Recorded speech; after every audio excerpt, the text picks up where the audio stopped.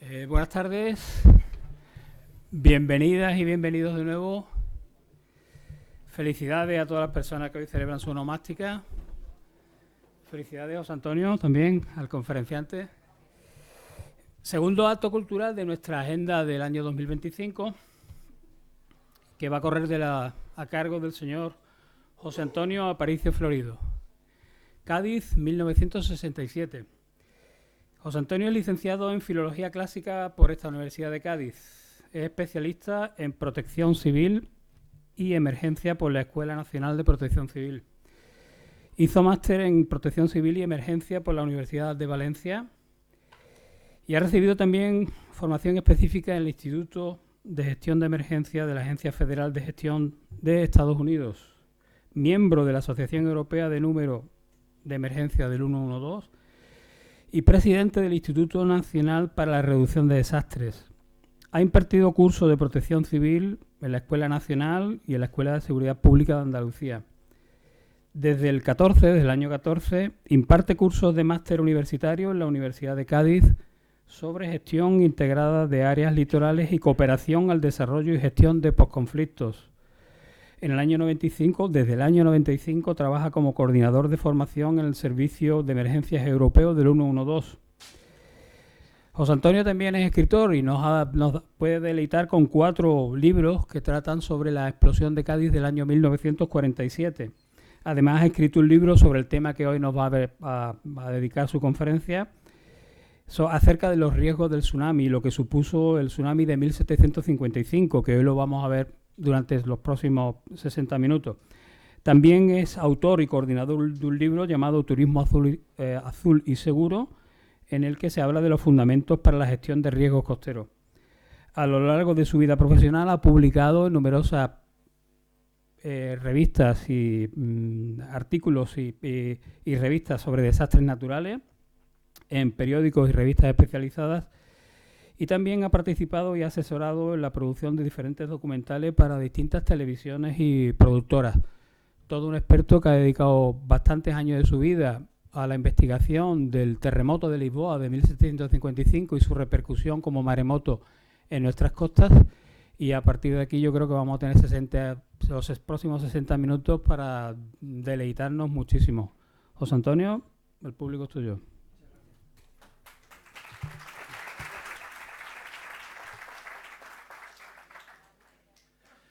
Bueno, pues muchas gracias por la invitación a dar una conferencia hoy aquí y gracias por la presencia de todos ustedes llenando la sala, lo que sinceramente, bueno, para todos los que damos una conferencia es una alegría saber que esto tiene la repercusión, ¿no? Y el interés que puede despertar en las personas, ¿no? Yo voy a centrar el tema de las huellas de un maremoto como el de 1755, en particular entre Cádiz y la isla de León, y ya que estamos aquí sobre todo en elementos de la isla de León, porque aunque es verdad que los tsunamis son o pueden llegar a ser destructivos, también a veces son capaces de descubrirnos cosas que no sabíamos que estaban ahí, porque se moviliza mucha tierra, mucha arena la que se moviliza después del impacto de un oleaje de estas características, igual que hacen los muchos temporales que hay en los meses de invierno, y a veces aparecen debajo de esas arenas pues cosas que no sabíamos que estaban ahí, y es nuestra historia pasada.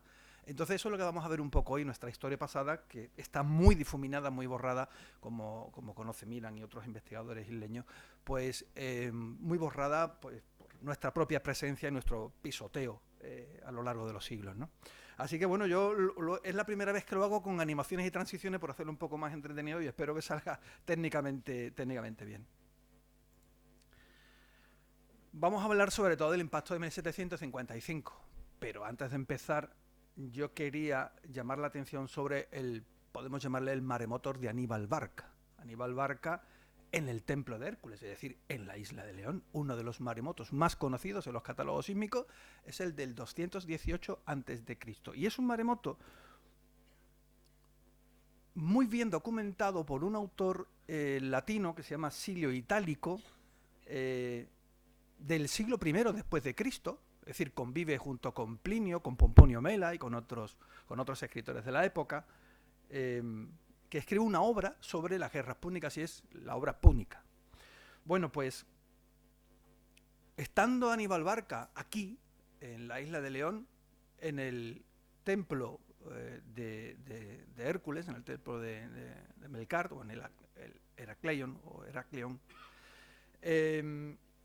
resulta que el mar se comporta de una manera tan extraña que no es, por supuesto, nada normal. Ahí tenemos lo que dice Silio Itálico, y lo escribe tal cual. Aníbal Barca contempló que el mar se levantaba desde sus profundidades y se lanzaba súbitamente sobre la tierra, cubriendo toda la costa a su alrededor, y el volumen de agua desbordada inundaba las llanuras.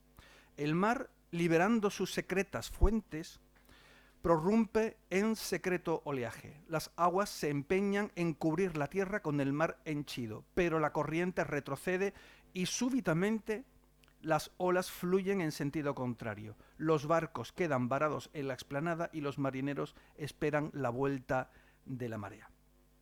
No dicen que es un tsunami, describen lo que ven. Esto es un tsunami. Esto no es un temporal, esto no es un oleaje, no se describe que esté lloviendo, ni que haya trombas marinas, ni que el viento esté azotando la costa. No, no, el mar se mueve solo porque sí. Hay algunos investigadores que han escrito artículos recientes, y digo investigadores de universidades como la Universidad de Málaga, en el que dicen que, bueno, que esto es que Aníbal Barca no estaba acostumbrado a ver el oleaje atlántico con esas mareas de 6 horas, y claro, en el Mediterráneo esto no ocurre. En el Mediterráneo prácticamente no hay un cambio de marea de 2 metros, 2 metros y medio, y que esto es simplemente que él observa ese extraño comportamiento de un oleaje atlántico. Yo tengo 58 años y no he visto el Atlántico comportarse así. Y no creo que a un cartaginés que está harto de llegar a las costas de Cádiz no haya visto en su vida un oleaje normal, es decir, el movimiento de mareas normal. Esto es un tsunami. ¿Por qué? Por algunas razones que explica Silio Itálico. Primero habla de que el mar se levanta desde sus profundidades y se lanzaba súbitamente sobre la tierra. Súbitamente lo repite 2 veces. Las olas, o sea, las mareas tienen 6 horas entre pleamares y eso no es súbitamente. Una bajamar no es súbita, una pleamar no es súbita. Y luego dice también el mar liberando sus secretas fuentes.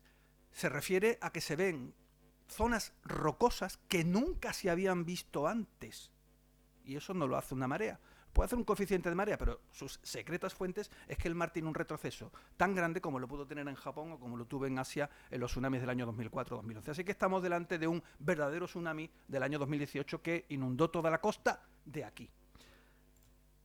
¿Tenemos rastros de eso o simplemente es un decir de Silio Itálico? En esta imagen tenemos la bahía de Cádiz. Voy a ubicar, a grosso modo, para que nadie se ofenda, dónde está el templo de Hércules, porque ahora esto es una gran polémica, dónde está el templo de Hércules. Yo no tengo ninguna duda. Porque, bueno, yo traduzco las fuentes clásicas directamente del latín y no a través de traducciones que unos hayan hecho sobre otros. Así que no tengo muchas dudas y Pomponio Mela es bastante claro a la hora de ubicar el templo de Hércules. Pero bueno, independientemente, en la zona, digamos, de la punta del Boquerón, Santipetri, etcétera, aunque algunos lo coloquen incluso encima del Cerro de los Mártires, lo cierto es que dentro de la bahía, en ese momento, 218, evidentemente la bahía no era exactamente igual, y tenemos que existía, donde está el coto de la isleta, que lo tenemos ahí arriba a la izquierda, en el puerto de Santa María, donde está el tiro de Pichón, para que nos hagamos una orientación, ahí había una playa. Eso era playa. La playa no era la de Val de la Grana, eso era la playa a donde alcanzaban, digamos, las dunas, las arenas. Y aquí, justo delante de lo que sería esa antigua playa, pues estaría Val de la Grana. Así que Val de la Grana en ese momento era mar. Bueno, pues en ese punto de ahí, haciendo este zoom, nos encontramos con el coto de la isleta. A la derecha de la imagen estaría el tiro de Pichón.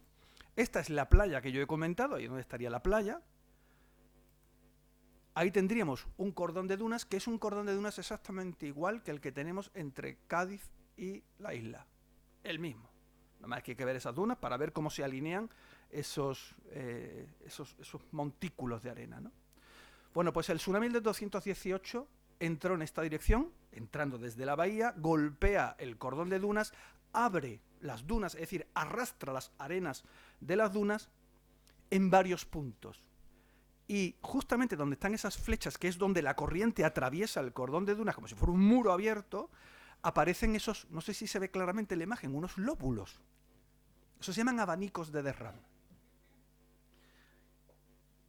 Y lo vamos a ver más claro con esa línea amarilla. Son como abanicos abiertos. ¿Qué es lo que estamos hablando aquí? Es una sedimentación de arena, o sea, toda la duna caído encima de lo que entonces era el río Guadalquivir, con lo cual se levanta el suelo del río y se genera pues como una especie de montículo en forma de abanico. Se llaman abanicos de derrame. Se han hecho catas arqueológicas y geológicas allí y se han demostrado que las conchas que aparecen están datadas en el 218 a.C. Así que tenemos un efecto de un tsunami que va a ser muy interesante para que ahora entendamos luego lo que ocurrió en 1755, que es una escena muy similar. En este caso, me voy a saltar directamente a 1755, ahí tenemos en este plano de un cartógrafo militar que es Enrique Legalois de Grimarest, del año 1757, 2 años posterior al maremoto. Vemos cómo entre la laguna, digamos desde lo que sería la antigua plazoleta donde estaba el Hotel Playa, hasta lo que es la Torre de Hércules o Torre Gorda, nos encontramos lo que es la carretera, y en este plano vemos cómo, y nos recordamos ya del 218 a.C., el maremoto de 1755 golpea el cordón de dunas, sobre todo en esos puntos principales de impacto. En el primero de ellos tendríamos la laguna de Cádiz, donde se ve que el mar penetra y genera una laguna de mar. Tenemos una zona central donde tenemos el Ventorrillo del Chato, antiguamente llamado Garita de los Dos Mares. Y tenemos una tercera zona de impacto en este tramo, también muy energético, en la zona que llamamos de La Gallega, que es la playa que está prácticamente al lado de Torregorda. Bueno, pues ocurre porque el mar golpea en esa dirección, digamos desde abajo de la imagen hacia arriba, y el mar pues atravesó esos cordones de duna. ¿Cuál fue el gran problema de esto? Pues que Cádiz y la isla se quedan sin comunicación terrestre, porque las mareas posteriormente, cada vez que había una pleamar, ya una vez abiertas las dunas, hay que imaginarse simplemente que hoy no estuvieran las dunas, pues el mar se comunicaría de la bahía al Atlántico.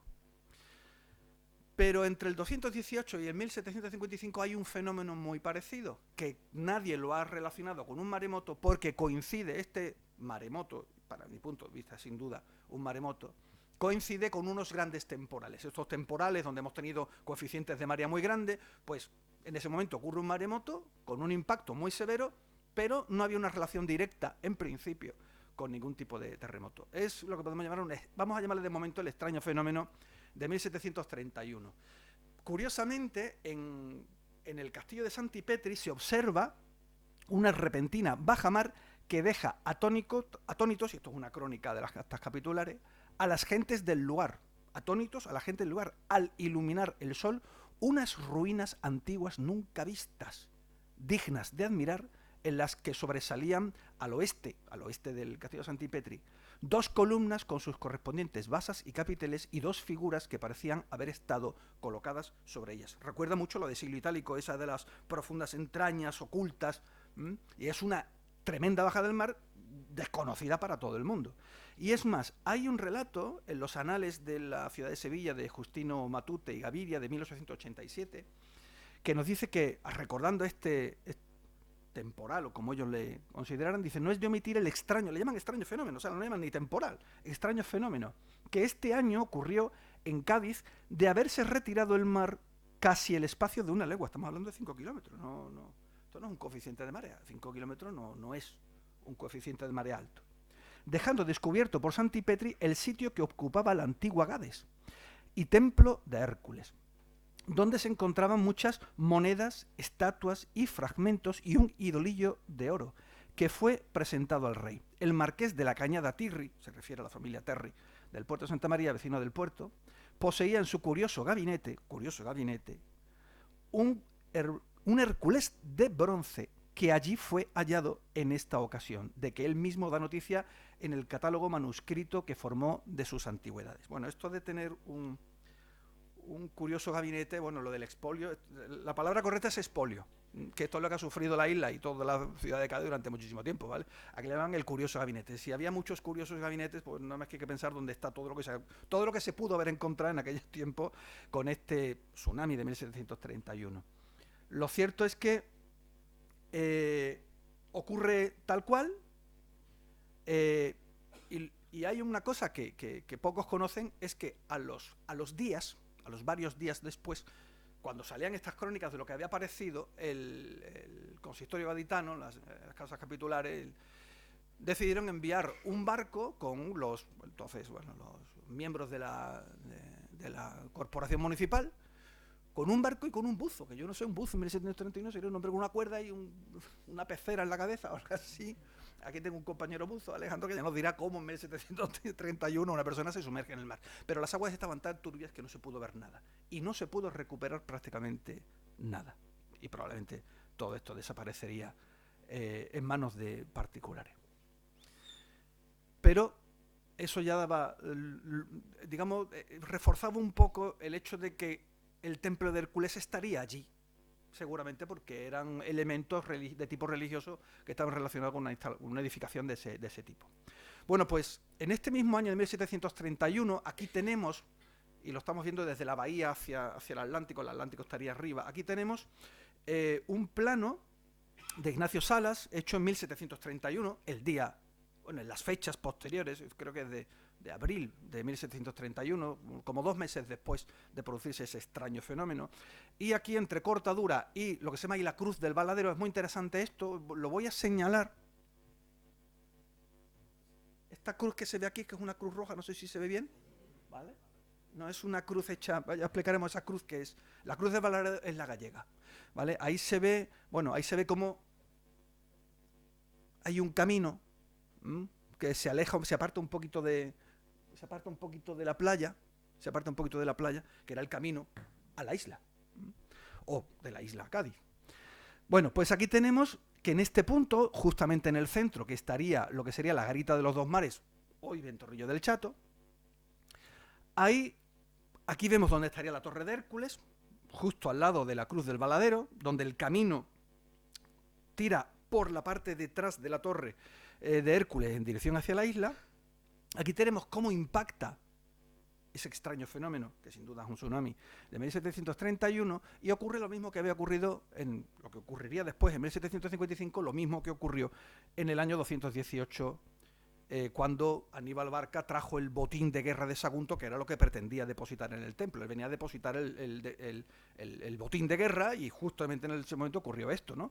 Ese extraño fenómeno impacta en el cordón de dunas, en este caso el de entre Cortadura y Torregorda, rompe las dunas, las barre, literalmente las barre, tira toda esa arena hacia el interior de la bahía, y aquí veríamos cómo se forman otros abanicos de tsunami, que deposita tantísima arena en la bahía, que si nos fijamos ahí pone Puerto de Cádiz, y es porque era la zona del fondeadero. Toda esa arena lo que estaba es colmatando el fondeadero, y los barcos ya perdían fondo, perdían calado, y el riesgo era que se perdiera el puerto. Hubo que hacer incluso un trabajo de cerramiento para que no se colmatara la bahía, porque si no los barcos no podrían fondear dentro.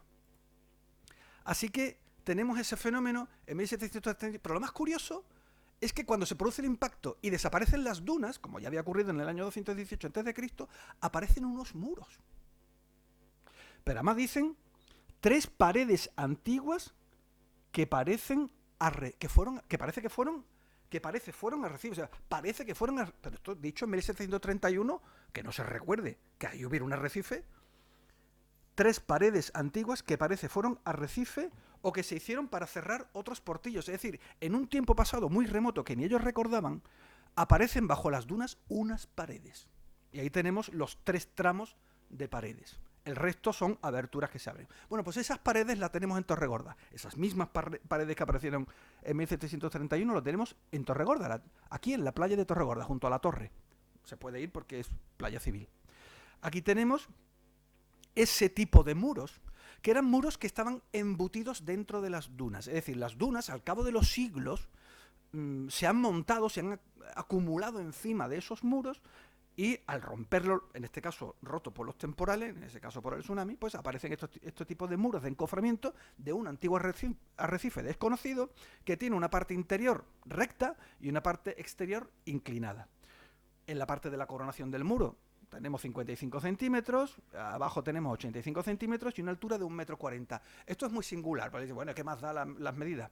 Las medidas son, digamos, costumbres arquitectónicas, es decir, una técnica concreta que uno siempre repite. Hoy hace un tabique uno de una manera, por un techo de una manera, por un cimiento de una manera. Son técnicas que se repiten en un edificio y otro. Esta técnica es así, tal cual.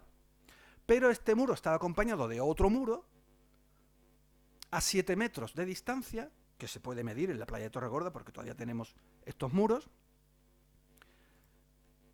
Y lo que ha ocurrido es que con los temporales, el muro exterior de esta calzada, arriba iría lo que sería el pavimento, porque la calzada, una calzada en una zona de playa, hay que ponerlo en altura, porque si no, con el levante, con el poniente, la arena se vaya acumulando encima de la calzada y vamos a tener que estar barriendo la calzada continuamente. Con lo cual, en zonas donde las arenas se mueven muchísimo, pues hay que levantar las calzadas en altura. Y esto ocurre también con las calzadas rurales, donde siempre vemos que en nuestras carreteras siempre ha habido cunetas levantadas por encima del nivel de tierra para las inundaciones, las corrientes de agua y en este caso por el tema de las arenas.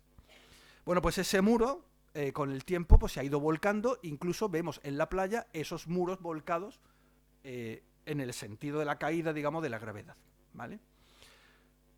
Estos muros los tenemos en Torregorda, puestos en pie. En la foto de arriba tenemos el muro exterior y tenemos el muro interior.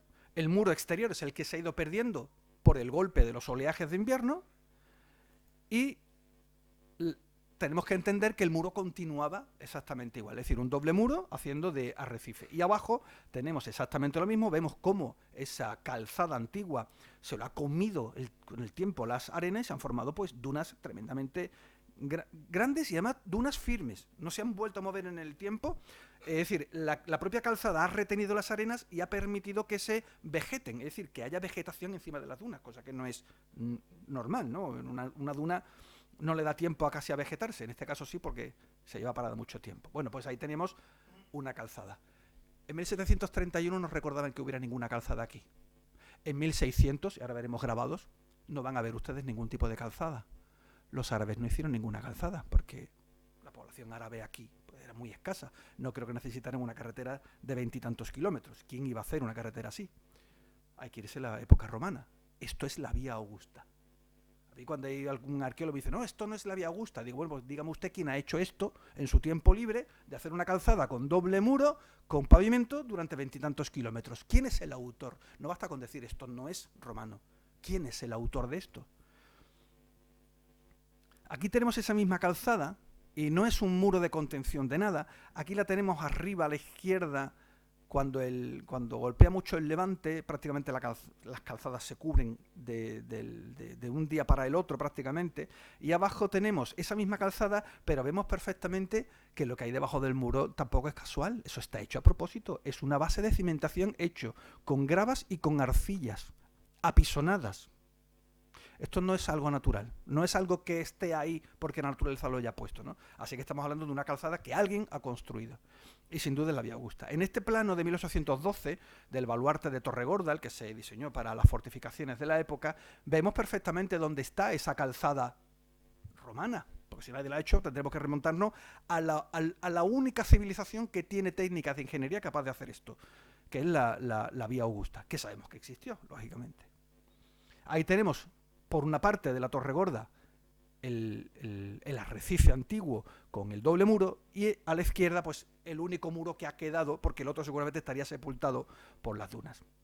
Como digo, en 1731 se tiene que buscar el hacer un nuevo arrecife porque es que no se podía cruzar de la isla a Cádiz porque las mareas unían el Atlántico con la bahía. Entonces urgentemente había que hacer una calzada, pero no había recursos. Lo cierto es que la idea era construir un nuevo muro, o sea, un doble muro, por supuesto en altura, pero en este caso con una técnica totalmente diferente. 2,40 metros de altura, estamos hablando de una altura muy superior a la altura romana, 1,10 m del muro para soportar los grandes temporales, una anchura de 11 metros y medio, muy superior a la vía Augusta, y había que por lo menos construir un arrecife que uniera Cortadura con la Cruz del Valadero, que era la parte que había resultado más dañada y que no se podía transitar de ninguna de las maneras. Si observamos en este plano, ahí tenemos, que todavía son visibles en la zona del Ventorrillo del Chato, ahí tenemos restos de ese viejo arrecife del año 1731, ahí vemos otros restos y aquí vemos otros restos que luego lo veremos en un zoom. La carretera no se llegó a terminar. Cuando llegó el tsunami de 1755, solamente se habían podido levantar algunos trozos de muro, pero ni siquiera se pudo rellenar, por supuesto no dio tiempo al pavimento y prácticamente no se podía caminar nada más que por la playa, por las dunas, porque la obra era interminable. Problema, el dinero. No hay dinero, no había dinero. El problema de mantener las comunicaciones entre Cádiz y la Isla de León era muy complicada porque siempre faltaba el tema del dinero, que había que sacarlo del impuesto del vino, sobre todo el vino que se producía en la Isla de León, que era lo que podía dar más dinero, sobre la carne, sobre el vino. Pero lo más importante, evidentemente, fue lo que pasó el 1 de noviembre de 1755. En el castillo de Guardiamarinas, que luego se trasladó años después a San Fernando y aquí continúa, el castillo de Guardiamarina, había un matemático y astrónomo, se llamaba Luis Godin, francés, que había estado con Jorge Juan y con Antonio de Ulloa en Lima y en el Callao haciendo la medición del meridiano y tal. Creo que fue en 1940 y poco, 1946-47, cuando salió la expedición. Luis Godin estaba en el castillo de Guardiamarina y de pronto empezó a notar unas vibraciones suaves, extrañas pero suaves, a las 9:52. Esas vibraciones, esas ondas sísmicas continúan hasta las 9:54, unas ondas que se llaman ondas primarias. Son ondas muy suaves, es un terremoto que notas el vaivén, pero es como si estuvieras en un barco, pero de pronto esas ondas sísmicas empiezan a acelerarse tremendamente, ya es difícil incluso mantener el equilibrio, y desde las 9:54 hasta las 9:57 prácticamente aquello parecía que se iba a caer. Posteriormente, después de una pequeña pausa, durante otros 4 minutos se siguen notando otras vibraciones, pero mucho más suaves, y es como si el terremoto se fuera alejando de la ciudad. En total el terremoto duró unos 9 minutos. Pero fue tan violento el conjunto de ondas sísmicas que la gente entra en pánico.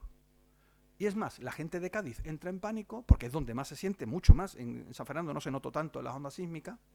No sé muy bien por qué, porque en 1969 otro terremoto muy importante y tampoco en San Fernando lo notaron mucho. Pero en Cádiz se nota mucho la vibración, la gente entra en pánico y como piensan que el terremoto está ocurriendo solo en Cádiz, pues la tendencia es a huir de la ciudad buscando un lugar seguro, y se pensaba que la isla era ese lugar seguro. Una de las personas que salen huyendo de la ciudad desde los primeros momentos en que el terremoto se disipa es Jean Racine. Jean Racine es era el nieto de un poeta francés llamado Louis Racine y nieto de un dramaturgo francés que se llamaba igual que el nieto, Jean Racine. Son muy conocidos en Francia. El joven Jean Racine, que tenía 24 años, él decía que él no servía para la literatura, igual que su abuelo y su padre, que tenía mucho talento, pero que él no tenía el talento para la literatura, y que él lo que quería era cultivar vino y exportarlo. Y había comprado una quinta, una finca con casas y tal, en la Isla de León, y aprovechando con su socio, Jean-Joseph, se llamaba el Plissé-Masson, los dos de la misma edad, 21, 24 años, se montan en una carreta con un sirviente joven de 14 años, en fin, cerca de la plaza de San Juan de Dios, y tal como cargan todos los pertrechos que necesitaban, salen corriendo hacia la isla por esa carretera, o ese camino, o esta zona que hemos visto.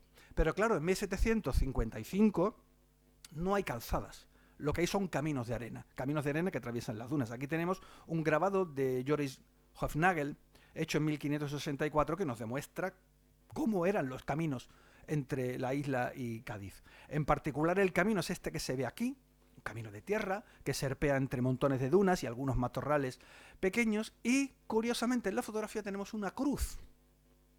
Como hemos visto antes, que antes lo pintaban con una cruz roja, es una cruz. Estos se llaman cruces de caminos. Lo que marcan es la entrada y salida de las poblaciones, y en algunos lugares marcaban dónde estaban las bifurcaciones para que cada cual supiera dónde estaba el camino correcto una especie como de señal de camino. Y la cruz del Valadero, que estaba en la Gallega, era para marcar por dónde había que seguir tirando para no meterte directamente en la playa, porque claro, en la playa las carretas se podían hundir, los caballos igual, y porque la arena de la playa muchas veces es intransitable.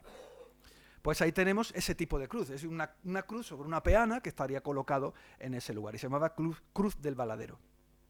El paraje que tuvieron que atravesar es muy parecido al que vemos hoy, que es este de aquí. Es decir, a través de estas dunas vegetadas, porque sobre las dunas vegetadas se puede caminar, sobre las dunas de arena es imposible, ¿no? Entonces el camino que tuvieron que utilizar es más o menos a través de senderos como vías pecuarias, atravesando sobre todo la zona vegetada hasta llegar a Torregorda y desde allí, pegado a la playa, llegar hasta Campo Soto y luego desde el Campo Soto atravesar ya hacia lo que sería el Cerro de los Mártires. Lógicamente, en 1755 la carretera actual no existía. Si lo vemos en otro grabado de Hofnagel, de 1564, y lo vemos, digamos, en profundidad completa desde Cádiz hasta lo que fue la almadraba de Hércules, Torregorda, el camino pues sería más o menos este es el sendero este es el que cogieron ellos para intentar huir de la ciudad, junto con un montón de gente cuyo número no se puede calcular. Se habla de 200 ahogados, se habla de 400 ahogados por esta huida desesperada. Ya habían pasado la Torre de Hércules, se pasaba justamente por detrás, pero bueno, ya en 1755 no existía Almadraba. En el siglo XVI sí, pero la Almadraba ya, evidentemente, en el siglo XVIII ya no funcionaba como tal. Pero sí existía esa Torre de Hércules. Antes eran 2 atalayas, una de ellas se cayó y sobrevivió una, que es la que existía y la que se llamó siempre Torre de Hércules. En otro plano de Karel Allard de 1713 tenemos lo que sería el camino dibujado en el plano de la vía pecuaria que salía por la parte de lo que sería ahora Puerta Tierra. Prácticamente no había camino ninguno entre Cortadura y Torregorda, y sí que había un camino bastante hollado a través de esas dunas vegetadas que llegarían hasta una zona que pone ahí alcantarillas. Alcantarillas, ¿vale? Aparecen todos los planos, la alcantarillas. Y es como un sendero que se bifurca, ¿vale? Para que nos pongamos un poco en situación, en ese sendero que se bifurca, este iría hacia la ciudad, hacia San Fernando, hacia la isla de León, y este otro continuaría hacia la punta del Boquerón. Realmente lo que estamos viendo es la vía Heraclea, la vía que llevaba el templo de Hércules, el remanente de aquella vía antigua, que es una vía fenicia, lógicamente, y una bifurcación que se hizo en época romana para conectar con el puente Suazo, por puente romano, y conectar ya hacia el interior con el puerto de Santa María, que es el Portus Balbus, el puerto de Balbo, Portus Balbi, y luego a partir de ahí hasta Regia, etcétera, Córdoba, hasta Roma. Bueno, pues esta es la vía romana, vía Augusta, y esto es la vía Heraclea. Lo que hemos visto antes, lógicamente, pues está en la ruta, esos muros están en la ruta de la vía de Hércules. Porque los romanos, o sea, los fenicios no hicieron carreteras, eran vías pecuarias, y a eso le llamaron vía Heraclea, pero no construyeron nada en especial.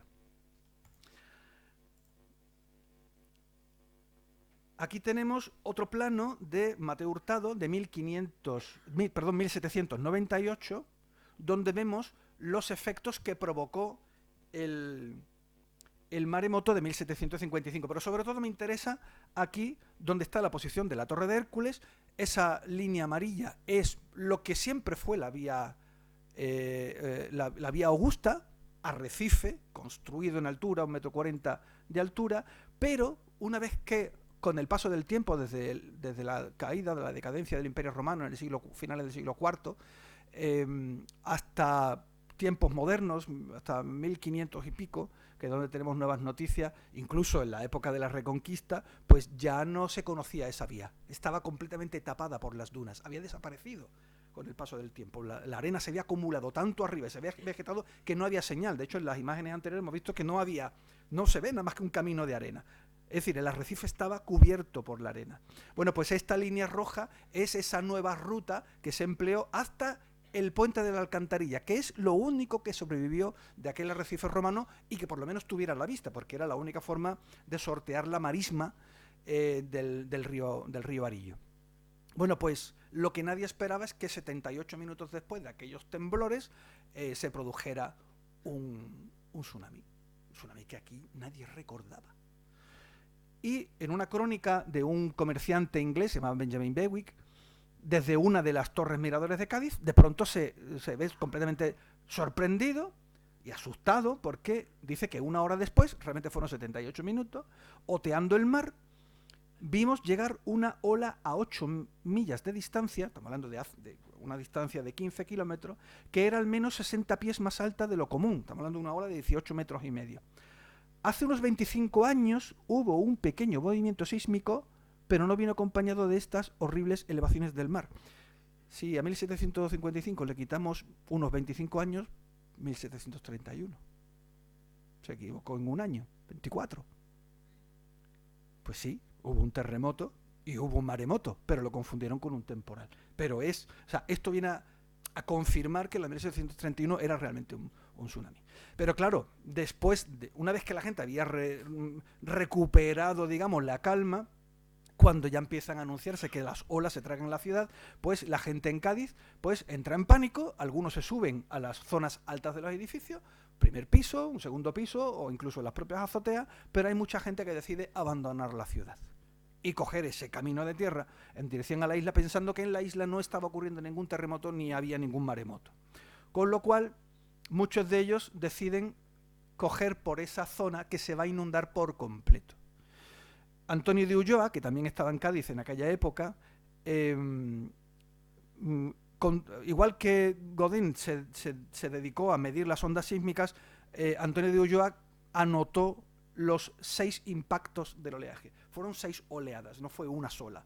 El mar entró, inundó, regresó, volvió a hacer lo mismo una segunda vez, luego una tercera, una cuarta, una quinta, ya cada vez inundaba menos, hasta que el mar recupera su absoluta normalidad a las 13:50 de la tarde. Yo cuando la gente me dice, bueno, yo hay un maremoto, y digo, mira, un maremoto va a durar 2 horas. Así que aguanta el momento y espera a que termine la situación y que todo se tranquilice. 2 horas duró el maremoto, pero claro, la huida que se pretendía hacer era imposible. La gente pretendía salir de Cádiz, llegar hasta la Garita de los Dos Mares, que es el Ventorrillo del Chato, de allí pretendían llegar a la Torre de Hércules, y por detrás de la Torre de Hércules llegar hasta un corral de pesquería, se llama el Corral de Vivas, que ya es zona militar y yo la he podido ver, pero no todo el mundo ha tenido la oportunidad de verlo. Más adelante estaba un fortín militar que, digamos, se dedicaba a controlar el camino, a vigilar el camino y sobre todo evitar que haya salteadores de caminos, porque aquí se traía muchísimo ganado y había muchos salteadores de camino y claro, siempre había guarniciones militares como puestos de la Guardia Civil para darle seguridad al caminante. Y del fortín de la Alcantarilla, que quedaba muy poquito ya para llegar al puente de la Alcantarilla, que luego veremos qué es o qué fue aquel puente de la Alcantarilla, y solamente había que cruzarlo para llegar a un punto seguro. El sitio en el que estaban Jean Racine, su socio y la mayoría de los ahogados es justamente antes de llegar al fortín de la Alcantarilla, que también está en zona militar, y a ese punto le llaman la playa de los ahogados. ¿Vale? Se llama así. Y todavía hay gente en la isla que recuerda que eso le llaman la playa de los ahogados, y ahí es donde se ahogan los 2 amigos franceses.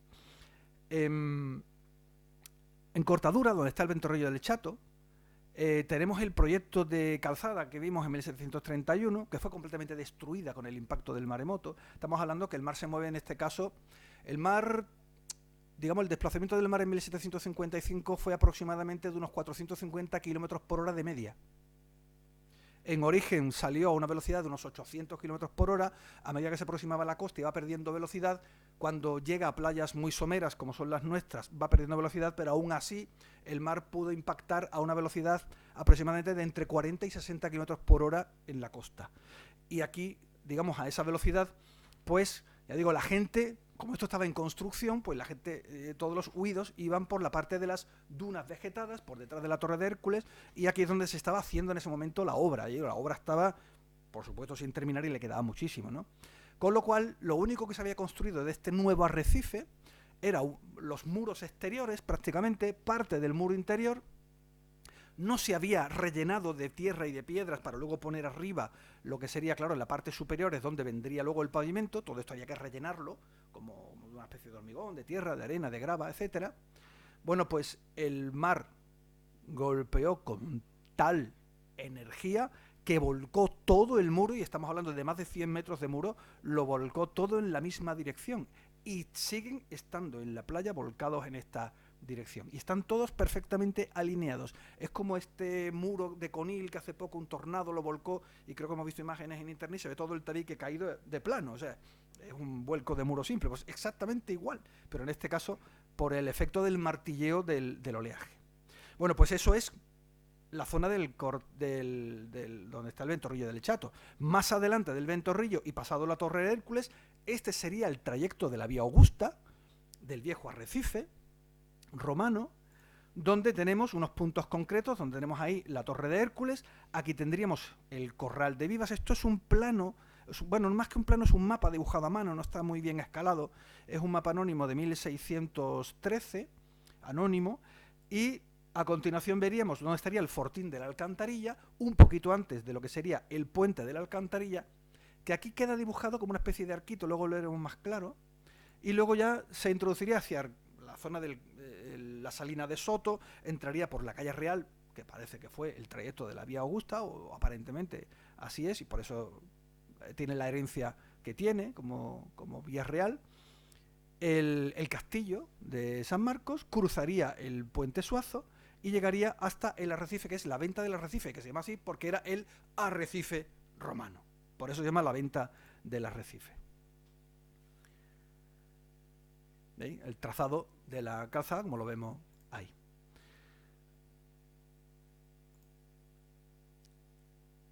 En la zona militar, y esto es lo que sí que es verdad que no lo podemos ver normalmente, tenemos otros muros que están igual que lo vemos en la playa de Cortadura, volcados. Son muros de ese antiguo arrecife, probablemente del arrecife romano, donde el mar entró desde lo que se llama la albufereta o albufera, golpeó en estos muros que estarían en pie en su momento, pero que son muros de la antigua vía romana, y lo volcó todo en la dirección hacia el interior de la playa. Y ahora vamos llegando ya a esa parte final, que es el Fortín y el Fuerte de la Alcantarilla y el Puente de la Alcantarilla, que es lo más desconocido en general. Aquí tenemos un plano arriba, plano de la Secretaría de Guerra de 1739, anterior al maremoto, y vemos cómo tenemos aquí lo que sería el Corral de Vivas, tendríamos el fuerte el reducto de la Alcantarilla, que es donde estaría la guarnición militar, muy cerquita del puente. Y si este plano lo que nos dibuja es real o aproximadamente real, pues ese fortín tendría aproximadamente este diseño. Sería en forma de rebellín, en forma de ángulo, que tendría un parapeto, forma cuadrangular, y el impacto del tsunami, pues aproximadamente pues cogería en esta dirección, y evidentemente a esa velocidad lo reventó. La guarnición murió ahogada, se cuentan las crónicas que murió ahogada, porque así es como quedó el Fortín de la Alcantarilla. Este es el verdadero Fortín de la Alcantarilla, ojo. Digo, el Fortín de la Alcantarilla del maremoto de 1755, porque luego cambió de ubicación. Este es el Fortín de la Alcantarilla de 1755. Para que nos hagamos una idea muy clara de la forma que tienen estas piedras, aquí vemos una de las losas de cimentación que tiene una forma de ángulo perfecta. Y aquí tenemos otro que se ve con más claridad, otra parte de la losa de cimentación de lo que sería el fortín, es decir, la planta. En otra imagen vemos también los efectos del tsunami, aquí quedan los restos, incluso aquí a la derecha de la imagen, arriba a la derecha, se ven incluso restos que pueden ser del parapeto, del muro del propio fortín, arrastrados en la corriente hacia atrás, que también es capaz de arrastrar grandes bloques de piedra. Ahí vemos la forma angular de algunas de las esquinas de ese cuadrilátero, y ahí veríamos restos del parapeto superior arrastrado por la corriente cuando se producían esas bajamares súbitas, ¿no? Después del maremoto. Que esa bajamar sí que es súbita, hasta el punto de que esa bajamar duraba menos de 20 minutos, una bajamar completa, menos de 20 minutos. O sea, la capacidad de arrastre del agua es impresionante. En una recreación que yo he hecho sobre un vuelo aéreo norteamericano realizado en 1956-57, aquí vemos el río Arillo, vemos dónde estaría el Cerro de los Mártires, que era la zona segura. Ahí estaría la playa de los Ahogados y ahí sería el punto donde estaría el fuerte de la Alcantarilla. Como digo, los Ahogados estaban prácticamente entre el fuerte de la Alcantarilla y el puente de la Alcantarilla, es decir, en la zona de peor impacto del tsunami. Ahí estaría el puente. Esta sería la antigua vía Augusta, o sea, el trazado de la antigua vía Augusta, que evidentemente ya nadie utilizaba. El que se estaba utilizando es un camino sobre dunas que había justamente detrás, ahí marcado en rojo. Ahí está el impacto del tsunami con esas flechas blancas. El agua penetró en el río Arillo y se forman también otros lóbulos, claro, de todo lo que es la arena de las dunas depositada sobre la marisma, y forman ese tipo de lóbulos que tenemos aquí, que son lóbulos, son abanicos de derrame provocados por el tsunami. Todo ese arrastre de arenas que provoca ese impacto tan intenso de la marea, descubre nuevamente otra parte del arrecife romano que no se había descubierto en 1731.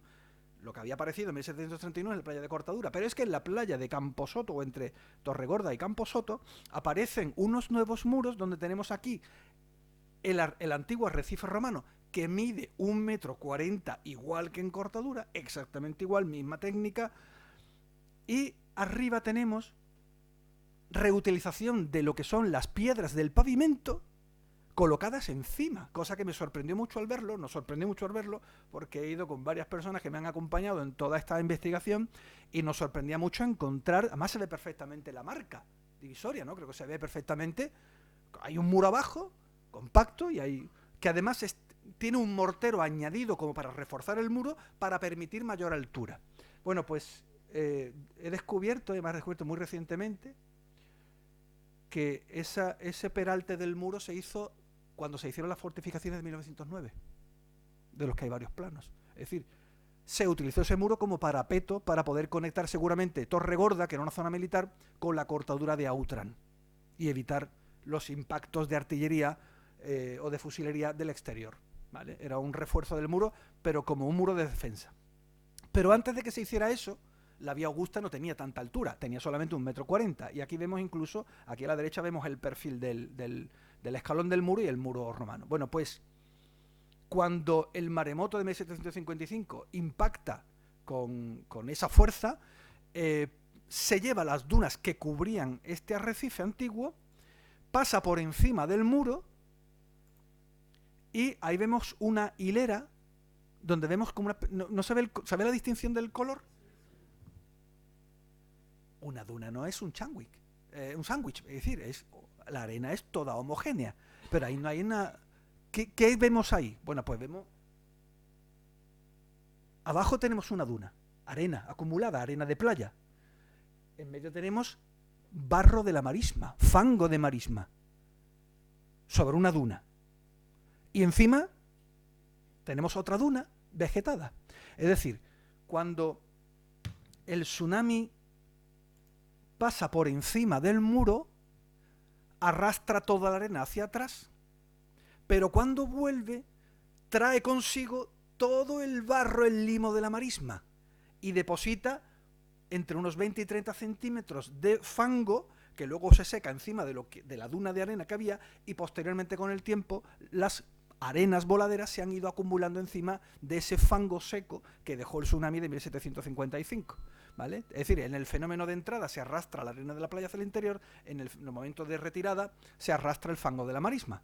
Y así es como se crea esta lámina, esta fascia sedimentaria de fango, que además no es solo fango, hay trozos de roca arrastrados también en esa retirada. Y todo se ha solidificado en torno a 30-40 centímetros de altura. Bueno, pues la parte ya que quedaba para estos huidos era llegar hacia el puente de la Alcantarilla. Aquí tenemos un mapa de 1724 de la Secretaría de Guerra. Ahí tenemos, para que tengamos una referencia, lo que sería la entrada hoy a la playa de Camposoto, donde estaría la casa del conde de Alcudia. Aquí tendríamos el puente de la Alcantarilla, ese sería el camino que viene de Cádiz a la isla o de la isla a Cádiz. Aquí tendríamos el sentido de la dirección que traían los subidos y lo que pretendían. Ahí tenemos un fortín que todo el mundo se ha dicho, bueno, había un fortín ahí que era el proyecto, el reducto de la Alcantarilla.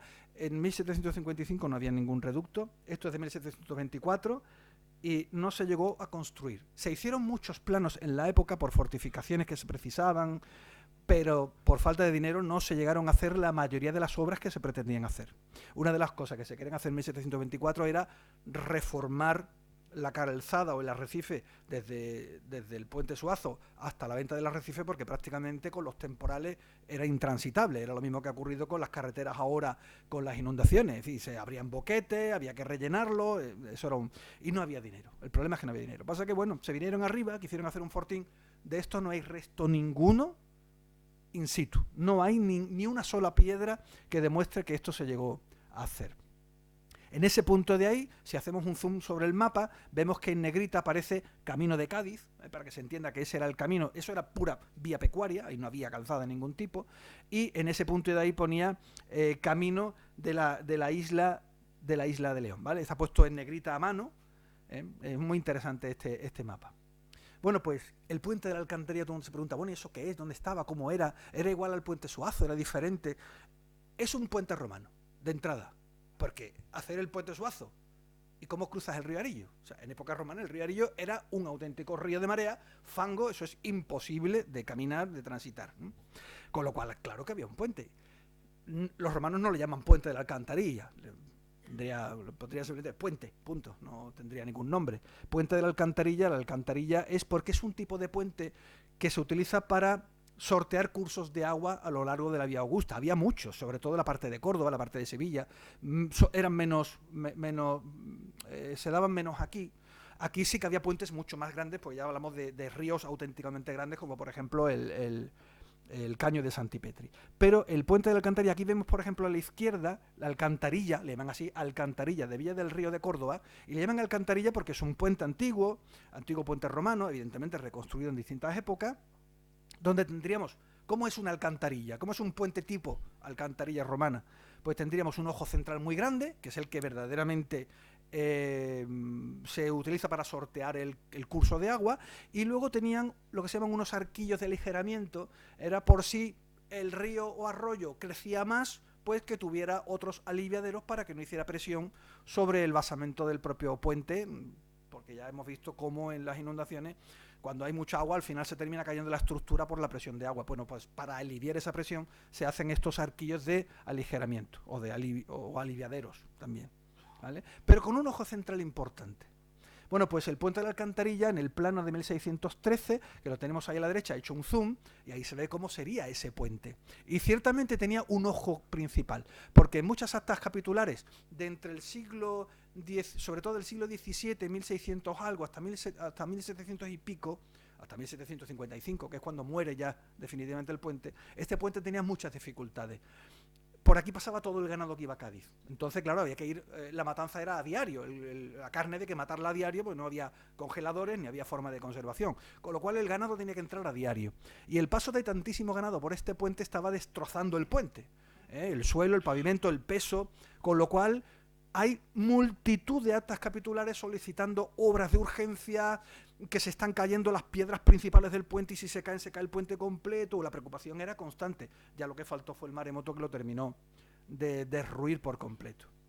Ahí veríamos cuál sería ese ojo central del puente de la Alcantarilla. Probablemente también tendría por lo menos un par de aliviaderos en sus laterales, pero más o menos esto sería la idea. Es muy parecido en parte al puente Suazo, que tiene una parte más peraltada que el resto, y más o menos pues sería una técnica muy, muy similar. Lo cierto es que perduró muchísimo tiempo. ¿Y por qué perduró el puente de la Alcantarilla y no perduró? ¿Y por qué la vía Augusta la sepultó la arena? Porque el puente de la Alcantarilla estaba sobre un caño de agua y ahí la arena nunca colmataría el puente. El puente siempre estuvo a la vista. La calzada fue lo que terminó cubriendo el paso del tiempo. Bueno, pues justo en esa zona, que es donde iban llegando los huidos, es cuando llegó 78 minutos después el maremoto. Ahí se abre una nueva cortadura entre la zona de... Bueno, prácticamente impactó justamente en donde está el puente de la Alcantarilla, el mar inundó toda la marisma. En las crónicas, incluso en el propio mapa de Enrique Le Galois de Grimarest, decía que esas zonas son salinas arruinadas por las mareas altas. Esas salinas, que eran antiguas las salinas de Soto y tal, fueron las primeras que desaparecieron porque el movimiento de las arenas terminan montándose encima de los catalizadores. Entonces, cuando ya tienes la sal, al final se te monta toda la arena de Levante y se echa a perder la sal, con lo cual era imposible mantener, con los temporales, el Levante es imposible mantener una salina. Máxime después del tsunami se arruinaron las salinas que habían aquí en explotación. Pero hay una crónica del regidor en ese momento de la isla de León, era un subordinado del corregidor de Cádiz, que escribe en la crónica de cómo él percibió el tsunami aquí en San Fernando, en la isla de León, Juan Nicolás Egea y Mula, que dice que a 2 horas apagado el terremoto, por aviso que se me dio de hallarse dos hombres ahogados inmediatos a la alcantarilla, se refiere a Jean Racine y a su socio, con que principiaba el arrecife que había desde esta isla a esa ciudad, di providencia para que se condujeran aquí, pasé en persona con gente, hice reconocer las playas y salinas de esta jurisdicción y se condujeron y dieron sepultura a 22 cadáveres de ambos sexos, incluso 5 niños, y la violencia del mar arrasó y destrozó enteramente la casa Estanquillo, las salinas del Estanquillo, que es donde muere mucha gente estaba allí viviendo en la salina, el Ventorrillo y Garita de Piedracanto. La garita de Piedracanto es una garita que, bueno, se ve aquí, creo que la veremos después también en un mapa, una garita que estaba justo pegadito a lo que era el puente, pero que era una pequeña garita, ¿no? Quizá entrara una persona o dos haciendo guardia, ¿no? Le llamaban la garita de Piedracanto, que había en dicha alcantarilla el cuartel inmediato, que es el fortín de la alcantarilla, que tenía la tropa que se destacaba en aquella parte, habiendo quedado solo los sitios donde estuvieron hechos los edificios, que hemos visto antes en la imagen. Pero también es muy curioso una crónica de un superviviente, que es Francisco Muñoz, que era un cabrero de Alcalá de los Azules, que traía un rebaño de carneros al matadero de Cádiz, que estaba atravesando en ese momento el puente de la alcantarilla, el mar lo arrastra y el hombre consigue sobrevivir agarrándose fuertemente a un matorral. El ganado se ahogó completamente, pero el hombre sobrevivió y le dedicó un grabado, una pintura a la Virgen de Alcalá de los Azules, y allí está el exvoto que él le dedica a la Virgen, ¿no? ¿Cómo se transformó luego el puente de la alcantarilla? Digo cómo se transformó porque ustedes pueden verlo. Porque nadie sabe que en la zona militar de Camposoto se puede entrar. Hay una valla, no sé si han ido hasta la playa, hay una valla metálica que va desde el sendero que va por la marisma, donde estaba la salina de Soto, y luego llega hasta la entrada de Camposoto y tal. Hay una valla metálica. Bueno, pues la valla metálica tiene 2 puertas. Al principio de la valla y al final de la valla cuando uno entra para la playa. Y no tiene candado, se puede entrar. Como es el campo de tiro de Camposoto, se puede entrar por las tardes. Desde las 3 libremente, no hay que llamar a nadie ni nada, y los fines de semana se puede entrar libremente, ¿vale? O sea que se puede entrar, que una zona, hay un acuerdo con la Junta de Andalucía de que se puede transitar sin problema fuera del horario de mañana de lunes a viernes. Bueno, pues ¿cómo se transformó esta zona? Pues en este plano de 1739 vemos cómo se diseñó un nuevo arrecife, pero claro, entre que se pierde el camino y se construye el arrecife, que pasaron muchísimos años, más de 20 años, construyendo el nuevo arrecife, lógicamente se había perdido el puente de la alcantarilla. Ahí vemos dónde estaría ubicado la garita de Piedracanto. Este cuadradito ahí muy difuminado que hay ahí, una pequeña garita, es una garita militar, ¿no? Como la que hemos conocido, ¿no? Ahí estaría la casa Estanquillo, o la casa del Estanquillo, la salina del Estanquillo. Lógicamente la única forma de cruzar, porque no había calzada como la que tenemos ahora, pues era volver a transitar por detrás de la Torre de Hércules o incluso por la playa y seguir caminando junto a la playa para llegar a donde tenemos ahora la playa de Camposoto y a partir de ahí ya atravesar. Porque evidentemente no se podía atravesar por medio de la marisma tal como había quedado esto. Y el fortín que quedó destruido, el fortín de la Alcantarilla, pues se trasladó de lugar y se hizo un nuevo fortín de la Alcantarilla también junto al camino, que ahora el camino continuaba hasta la entrada de la playa de Cortadura, la actual playa de Cortadura, perdón, la playa de Camposoto, o sea, lo que es la actual playa de Camposoto. Es decir, continuar el camino por la playa porque no se podía atravesar la marisma, con lo cual ese fortín cambia de lugar. Y este nuevo fortín es posterior a 1755. Este no es el original, aunque por ahí he escuchado que bueno, que se estaba trabajando en el fortín y que pensaban que este era el fortín del tsunami. Este no es el fortín del tsunami. Este fortín es posterior al tsunami. Que se aprovecharon piedras, no del antiguo fortín, sino del propio puente de la Alcantarilla y coger piedras para utilizarlas, seguramente. Pero este es el nuevo fortín. Aquí tenemos el basamento, ahí tendríamos el plano, donde hay un plano también de 1778 o 1789, me recuerdo. Ahí tenemos el fortín de la Alcantarilla, su ubicación, y aquí tenemos el basamento. Pero he aprovechado para hacer una recreación de lo que sería el parapeto de este fortín nuevo, que es muy parecido al fortín antiguo, lo único que en lugar de tener una forma cuadrangular, pues tenía una especie de de media circunferencia o de semicircunferencia. ¿Vale? Pero ahí tenemos todavía los restos del basamento. Por desgracia lo destruyó la construcción de ese canal de agua que se construyó después, se metió una pala excavadora y ha roto prácticamente la mitad del fortín, ¿no? En un plano de 1809 que coincide con ese realce del muro de la Vía Augusta, tendríamos además, con la letra A, se marca en el plano, dice: pantanos producidos por el desbordamiento de los principales y pequeños caños en las altas mareas. Es decir, que incluso años después todavía el mar seguía inundando la marisma con las salinas completamente arruinadas. Aquí tendríamos en la letra E, donde estaría el puente de la Alcantarilla completamente arruinado, y aquí tenemos en la línea amarilla lo que sería una trinchera de fusilería, que es lo que pretendía mostrar el mapa. Realmente lo que se quería hacer en 1809 era un proyecto de fortificación muy complicado, con rebellines y tal, que se ve aquí abajo en la imagen. Ven aquí los picos del rebellín, y aquí el muro, un doble parapeto. Esto era muy complicado, era muy costoso, iba a llevar mucho dinero, ni había dinero ni había tiempo, con lo cual lo que deciden es, bueno, una trinchera de fusilería, un muro y agujeros para disparar. No hay, una cosa es lo que uno quiere hacer, otra cosa es el tiempo que tenemos. Y en 1809 se construye este muro, donde tenemos unos huecos. Esta sería la trinchera de fusilería, donde una persona ponía ponerse de pie y disparar por arriba, o tumbarse en el suelo y disparar a través de estas troneras de disparo. Esto es visible.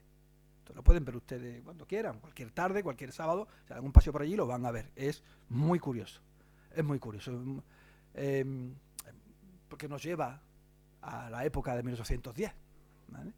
Aquí tenemos una de esas troneras, tiene unos 25 centímetros de altura, incluso se puede ver al trasluz, y aquí incluso, bueno, vemos la medición, pero bueno, hay muchos agujeros, muchas troneras de este tipo. ¿Qué es lo que vamos a ver si fuéramos a verlo físicamente a pie? Ya digo que aquí se puede entrar a través de esas dos puertas que no tienen candado. Aquí tendríamos por la playa el camino que vendría de Cádiz, atravesando el antiguo puente de la Alcantarilla, que nos ha dejado una marca que parece un muro salinero, pero no es un muro salinero, es la caída de los escombros del puente, que han formado una acumulación de restos que parece un muro salinero, pero no lo es, además está vegetado y prácticamente no se ve lo que hay debajo. Aquí tendríamos lo que fue el puente de la Alcantarilla, aquí tendríamos la continuación del camino que había que mantener para llegar a la isla. Aquí se hizo el nuevo fortín de la Alcantarilla, por si quieren verlo. El fortín no es visible, o sea, hasta donde podemos entrar, porque hay, en esta parte de aquí justamente se ve esta línea, justamente aquí donde termina esto es una valla metálica, y esa ya no tiene puerta, pero tiene un agujero. Y ojo que no ven, corazón que no siente. Yo me metí por el agujero, nos pudimos meter, yo creo que Eva, tú viniste también, me parece, y lo vimos frente a frente. Y en la foto que tengo una foto frente a frente. Bueno, si nos detienen no creo que pase nada ya a esta altura. Así que, pero ¿qué vemos también? Ahí en esas flechas vemos la trinchera de fusilería. Es espectacular. Yo he estado con Juan Maruri, que no sé si anda por aquí, con Juan Maruri, fuimos a verlo y es espectacular. O sea, esto nos lleva a la historia de 1810, nos lleva a la Vía Augusta, en fin, nos lleva a muchas cosas del pasado que están ahí esperando que alguien haga algo, ¿eh? Y ahí tenemos incluso hasta un búnker alemán de 1942. ¿Vale? Es impresionante, ¿vale? En la misma zona donde en tiempos estuvo aquella garita de piedra canto de vigilancia. Parece que esto es un sitio ideal para una vigilancia militar. Así que es espectacular. Y si lo vemos desde ras del suelo, pues aquí tenemos la trinchera de fusilería y este amontonamiento extraño, que no es un muro salinero, porque nosotros hemos paseado por el Carrascón y por muchos sitios, y los muros salineros, pues se puede pasear por ellos, ¿no? Es prácticamente un camino. Esto no, a ver, esto se puede caminar, pero no es una zona recta, es un amontonamiento de tierra, de piedra y de vegetación. Amorfo, se puede transitar, pero desde luego no es una forma práctica de caminar. Y esos son los restos del arrecife. Así que para terminar, siempre termino con esos dos famosos hombres, Jean Racine y Plisson Masson, que querían refugiarse aquí. Y aquí hay una carta de Luis José Velázquez de Velasco, que era un historiador de la época, dirigido a un amigo suyo, también un filólogo, Agustín Montano, bueno, más que filólogo era historiador, escrita en 1755, días antes o semanas antes del maremoto, y le escribía a este hombre, al amigo, dice: en Cádiz supe que ya estaba allí el hijo del señor Racine. Fui con Carbonell, decía, fui con Carbonell, Joseph Carbonell, a buscarlo. Joseph Carbonell era un profesor de la Academia de Guardamarinas. El hombre tenía más de 65 años, más de 70 años en aquella época. Estuvo trabajando hasta los 70 y tantos, y después de que se trasladó la escuela de Guardia Marina a San Fernando, por ese camino que quedó del tsunami, tenía que ir él con carreta o a caballo todos los días para dar clases aquí en San Fernando y volverse allí, porque es donde tenía su casa, ¿no? Entonces decía que fue con Carbonell a buscarlo para ofrecerme a lo que quisiese mandarme, es decir, para conocer al chiquillo y tal. Y nos dijeron en su casa cómo estaba en una quinta de la isla, con que me fue forzoso venirme sin verle. Es decir, él pasaba muchas temporadas aquí, aunque tenía su casa en Cádiz. Y fue viniendo para la isla cuando murió. El hijo de Joseph Carbonell, se llamaba Antonio, tenía 9 años el día del maremoto. En 1806 escribe un artículo y dice: no obstante, en el camino de Cádiz hacia la isla perecieron más de 400 personas que habían salido antes de la orden del gobernador de cerrar las puertas. El más notable fue el hijo del famoso Racine, que con el señor Plisson Masson iba en un volante para la isla. Un volante es una carreta, no un carruaje. Después de la muerte del chiquillo, Jean Racine era hijo único de Louis Racine, y bueno, el hombre, pues, al morir su único hijo, pues perdió todo lo que él podía tener, porque en esa época, si no tienes herederos, la vida muere contigo y no hay nada más después. Entonces el hombre a los pocos años murió, yo creo que angustiado, según se dice. Un amigo poeta de Louis Racine le escribe un poema de consolación al padre Jean Racine, a Louis Racine. Se lo escribe en francés, ahí lo tengo en francés, pero he hecho la traducción al español. Y la traducción es lo que vio el sirviente de 14 años que acompañaba a los dos muchachos, a Jean Racine y a Plisson Masson, porque el chiquillo no iba a caballo, iba caminando, con lo cual iba como más retrasado, y entonces al tiempo que su jefe, su amo, iba ya a la altura del Fortín de la Alcantarilla, este chiquillo iba todavía por Torregorda, que es donde fue el impacto menor. Y entonces él desde atrás se pudo agarrar un matorral, se salvó igual que aquel cabrero de Alcalá, pero pudo ver cómo el carruaje con los dos hombres encima lo arrastraba por el río Arillo, ¿no? Y entonces el chiquillo fue el que habló con Nicolás Egea, del gobernador de Cádiz, explicó lo que había visto, y ese relato del chiquillo trascendió a Francia. Le explicaron ese relato al padre, y el amigo de Jean Racine, de Louis Racine, escribe un poema con lo que había visto el chiquillo de 14 años. Y dice así el poema, en una parte del poema. Dice, es como el chiquillo hablándole a Jean Racine, gritándole desde la Torre Gorda.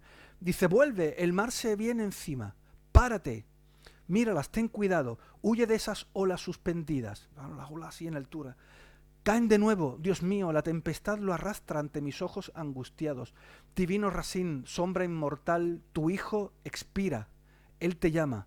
Volad, musas, gracias, amores, volad, su boca os suplica. tu amistad, mi diosa más querida, vuela a su rescate, ¿no? Es la desesperación de un chiquillo, ¿no?, que ve cómo lo arrastra la corriente y no puede hacer absolutamente nada, ¿no? Bueno, pues esto ha sido todo. Y espero que le haya gustado. No sé si hay alguna pregunta, algo interés. Yo he intentado ver sobre todo el tsunami de la parte histórica y lo que atañe a San Fernando y la conservación del patrimonio y el conocimiento de nuestros caminos y lo que nos dejaron nuestros antepasados. Así que nada, pues muchas gracias y bueno.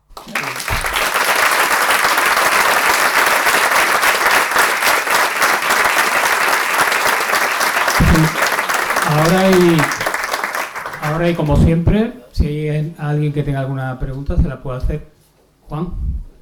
Antonio, siempre es un placer escucharte y no me canso de hacerlo. Muchas gracias, Juan. Me gustaría que explicara aquí aquella visita que hicimos unos amigos a la zona de la alcantarilla y la tuya. Y rogarle al público de que no sean tan gozados en aquella zona, porque hasta los años 90 fue campo de tiro y campo de lanzamiento de granadas. Y hubo accidentes mortales. Que tengan mucho cuidado en entrar en esta zona. Bueno, ahora, te pregunto yo a ti, ¿te acuerdas aquellos restos que tú nos indicaste que podían ser del viaducto romano? Que están por ahí. El viaducto que venía de Campozoso y buscaba la orilla de la mar Océano. ¿Se refiere al viaducto o al acueducto? El viaducto romano. ¿El? El viaducto que estaba del puente de Suazo por la calle Real buscando el cerro y de ahí la costa. Claro. A ver, para empezar, yo hablé con los militares que están allí y ellos a mí no me advirtieron de ninguna peligrosidad. La única peligrosidad es que si vas por la mañana hay tiro y entonces te ponen un balazo, ¿no? Una bala perdida, ¿no? Por la tarde no hay problema de entrar, ¿no? Pero es verdad que es una zona que no hay un sendero, que hay que caminar por una zona, no es muy abrupta, pero bueno, es un sendero rural. Puede que haya algún casquillo de bala, pero allí proyectiles yo creo que no, porque los proyectiles se lanzaban como hacia el mar. Yo fui infante de marina y allí lancé grano de mano. Claro, lo que pasa es que, bueno, es como, en realidad toda la zona de Camposoto en general, incluso en la playa, nos podemos encontrar alguna vez con algún proyectil. Evidentemente, hay gente que le digo, pues, a todo el mundo que puedo le digo, mira, no toquéis los proyectiles, ¿no? Lo solemos decir, ¿no? De hecho, sé que algunos chatarreros han encontrado proyectiles y la forma de quitarle el casquillo ha sido pegarle golpetazo con un martillo y les ha explotado el proyectil, ¿no? Entonces, bueno, hay que tener cuidado, si se ve un proyectil, pues se da aviso y tal. Pero bueno, tampoco tiene una peligrosidad especial. Nosotros hemos ido y hemos correteado todo aquello y yo no he encontrado nada, ni siquiera casquillos de bala, ¿no? Porque aquello se ha limpiado más o menos, pero bueno, hay que ir con prudencia. Pero que se puede entrar, ¿eh? Se puede entrar, no... De hecho están las puertas abiertas sin candado, porque es una zona de la Junta, digamos, acordada con la Junta de Andalucía. Es verdad que cuando fuimos allí, que fuimos además con un arqueólogo, no voy a decir nombres, un arqueólogo, fuimos con él y cuando estuvimos hablándole de lo que encontramos allí, a ver cuáles eran sus apreciaciones, decía que la trinchera de fusilería era el lateral de una calzada romana. Vale. En una calzada romana, primero, las calzadas romanas no tienen pretiles. Primero, no tienen pretiles. Segundo, cuando le preguntamos, bueno, ¿y qué significa estas troneras que hay aquí abiertas en el muro? Dice, bueno, eso serían zonas de desagüe de la carretera. Un desagüe de la carretera no se puede hacer un boquete en un muro, porque enseguida que entra un poco de arena se tapona. Hay que abrirla completamente. Si hemos visto, por ejemplo, la calzada, un arrecife que tenemos en pie entre lo que es la Caleta y el Castillo de San Sebastián, vemos que las troneras están completamente abiertas. En la carretera, el arrecife que se construyó desde la isla, el nuevo arrecife que se construyó desde San Fernando hacia Cádiz, se hizo con troneras abiertas, es decir, con pretiles abiertos. Y uno de los errores que se ha cometido es que los nuevos pretiles que tiene la carretera de Cádiz a San Fernando, pues tienen unos arquillos, pues ya vemos cómo están los arquillos, completamente cubiertos de arena. ¿Vale? Entonces eso no lo haría un romano, eso lo hacemos ahora, en la época romana no se hacía. Entonces, claro, aquello no era. Hasta que al final encontré los planos de la trinchera y de la fortificación en 1809 que demostraban que aquello era una trinchera de fusilería. Además, el mortero que tiene es un mortero muy peculiar. La batería de Urrutia tiene un mortero, digamos un yeso con unas piedrecitas clavadas para que el yeso no se resquebraje, con lo cual demuestra que ese mortero es moderno. Así que, bueno, y sí que es verdad que la carretera continúa hacia la playa y sí que vimos unas hileras de muros que parece que sí que son del arrecife y yo he estado dentro de la parte de Torregorda y los arrecifes continúan. en algunos casos se han perdido por los embates de los temporales del tsunami del 1755 y en otros sitios todavía siguen en pie. Pasa que bueno, se siguen cubriendo con el levante. El poniente limpia la arena, pero el levante la cubre. Yo he ido tanto en temporales de poniente como de levante. Y donde no había arena, bueno, hemos visto una imagen donde se ve el muro peraltado con las losas puestas encima, eso tiene cerca de 2,5 metros de altura. Pues yo he estado allí después de una levantera, de 7 días de levante, y en la arena llega hasta arriba. Yo he visto dunas nuevas de 4 y 5 metros de altura, y a mí me ha dado hasta miedo de pasear por esas arenas sueltas, porque pensaba que la duna, una vez que bajara, se iba a caer encima mía, porque se me hundían los pies hasta la rodilla. O sea que las arenas cambian mucho todo eso y son los que han tapado los arrecifes. Probablemente continuaré por la calle Real y continuaría hasta el puente Suazo. Y bueno, tengo más material de lo que sería el arrecife, que continuaba hasta lo que sería la antigua venta del arrecife, que sería el barrio Jarana, y se ven los muros con el mismo diseño y técnica que en Torregorda. Creo que había una por aquí también. A mí me gustaría preguntarle, como experto, ¿cuál cree usted que sería los consejos que nos podría dar ante un posible caso de terremoto? Por ejemplo, si estamos dentro de una casa, salir fuera, o si estamos fuera, ocultarnos debajo de una estructura rígida. Y otra pregunta que me gustaría hacerle, en caso de un maremoto en San Fernando, ¿cuál cree usted que sea la zona más segura? Bueno, eso es fácil, en el caso de San Fernando es más fácil de responder. El terremoto, no sé por qué, en San Fernando prácticamente no se nota. Ni siquiera el de 1700, que ya es un terremoto. Estamos hablando de un terremoto de cerca de 8,5 grados. Estamos hablando de un terremoto mayor que 8,5, creo que no lo vamos a vivir nunca en la vida. Y ese terremoto, por las crónicas que tenemos en San Fernando, aquí nadie ha notado nada. O sea, el rey, Fernando IV, envió a todos los pueblos de España, envió una encuesta literal, con 8 o 9 preguntas que había que responder. Y se lo manda a todo el mundo. Y Egea es el regidor de la isla, responde a ese cuestionario. Y responde a todas las preguntas. Y cuando dice, ¿efectos sentidos por el terremoto? Ninguno. Dice, bueno, es que a lo mejor había pocas casas, serían casas de planta baja y no lo notaría. Nadie notó nada.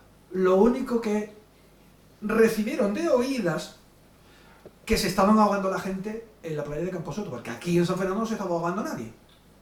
De hecho, en el puente Suazo no se notó ningún oleaje. Mira que tenemos el caño Santipet, no se notó ningún oleaje. Si pasan por lo que es el molino de Mares del Zaporito, verán la fecha de construcción, es anterior al tsunami. Y ahí sigue. No hubo ningún efecto negativo para el molino del Zaporito. Es decir, no hubo inundación, nada más que hasta la salina del estanquillo. Está bastante pasado lo que es el embarcadero. Sin embargo, sí que había unos aldabones muy grandes para amarrar los barcos a los laterales del puente Suazo. Y el movimiento de la onda sísmica hizo que esos aldabones grandes golpearan el puente, como si fueran cascabeles, ¿no? ¡Pum, pum, pum, pum, pum! Nada más. El puente no le pasó absolutamente nada, ni hubo derrumbes, ni en San Fernando hubo derrumbes, ni nada de eso. No sabemos muy bien por qué. Es decir, lo más probable es que en un terremoto como ese, de ese nivel, ahora sí tenemos edificios elevados y puede que se note algo, pero daños, bueno, habría que verlo, porque son edificios muy modernos y están de hormigón, pues es muy difícil que pase absolutamente nada. Y que se note es muy raro. En 1969, ya no estamos hablando de un pasado tan remoto, hubo un terremoto de 7,8 grados en el mismo sitio que el terremoto de 1755. 7,8 grados, que es un señor terremoto. En San Fernando no lo notó nadie. A las 4 menos 4 de la mañana tampoco lo nota nadie. Es decir, que parece que aquí los terremotos porque no se notan. Y ya en 1969 ya tenemos edificios con unas ciertas alturas.